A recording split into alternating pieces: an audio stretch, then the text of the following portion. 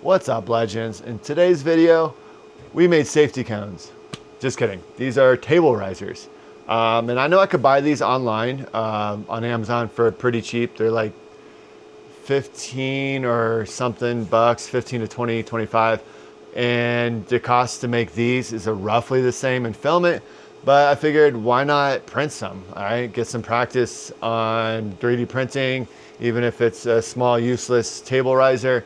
But I do need the table riser because a lot of my tables are foldable tables, the ones you buy from like Home Depot or Lowe's, and they are short. So when I'm working on them, it's kind of a back strain, and it does kind of suck not having them a little bit higher. That's why I made these things. So I'm just gonna throw these under the tables, see if they work. What I did was do like a 50% infill, and these things are pretty heavy, so they're not gonna crumble or crack. I did the octagon infill, which I felt was probably the best for stability, like all the way around. And I think I did 4 wall layers, something like that. But this thing is a chunky boy for sure. So I'm just not sure. I don't think the legs will slide out of here because it's not like I'm pushing the tables side to side or anything like that. All the weight's gonna be focused down, and maybe if I bump it, but I think the base is wide enough. I haven't tried this yet, so we're gonna go ahead, throw them under a table here. But first, let's get like a reading on the weight on this. Hold on one second. All right, so we've got the reading of the weight here. I got my scale over here. It's what I use for packing and shipping.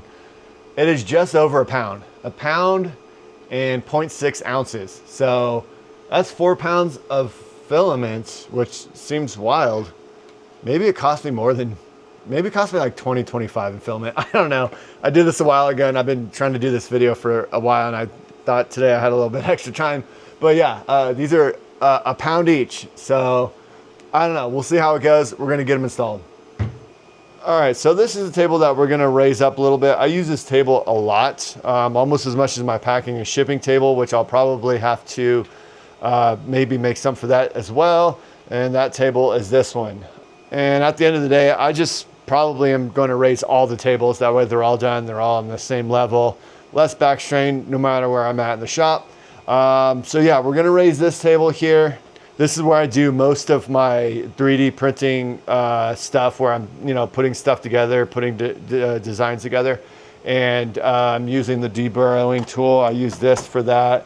Kind of cleanup station here, glue and stuff like that, and then all that stuff comes over here for the final touches. And this table is usually kind of a mess just because I got a lot of stuff on there.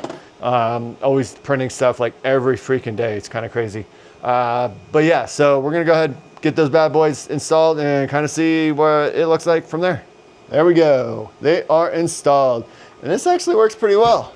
Now this is at a good height where I'm not having to lean over. If you can see the difference here. I printed these at 240 millimeters tall. I could go up to 256, but I don't know, 240 seemed like a good round number. So that's the difference in height. And this definitely works. You look down here, it's pretty stable.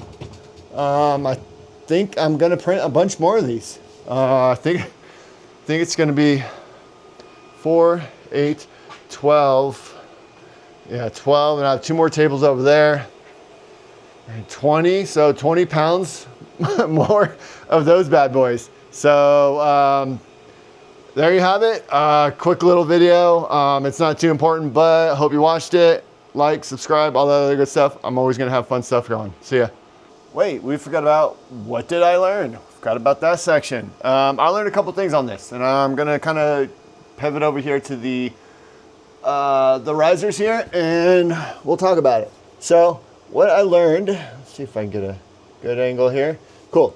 I learned that these are chunky boys, and it takes about 16 hours to make with the infill I did, but I thought it was definitely worth it. If I'm gonna be putting like weight on it and all that sort of stuff, definitely worth the investment for me. And then I also learned how to get this this like square with rounded edges and how to taper it down into a round circle. I learned how to do that on Fusion, which is pretty cool. It's really easy. I never had to do that before, so that was fun to learn, and I can always use that in other projects. So that's something new I learned. And I guess another thing that I learned is, even though this is a simple project, I'm not gonna be selling these or anything like that. Maybe I'll put the STL for free on Makerspace or Maker World or whatever it is for bamboo. Maybe I'll just put it on there for free, whatever. But I did this small little project and some extra time that I had, learned a few things, got more experience in Fusion. And that's another thing that I learned is just keep doing stuff, keep making stuff, keep doing whatever. Like, even if it's a small shop tool, something meaningless, at least it gets you into whatever modeling software you're using, whatever CAD software, at least it gets you in there, it keeps you going, it keeps your mind going, and you're always thinking. So that's what I learned. All right, legends, we'll see you on the next one.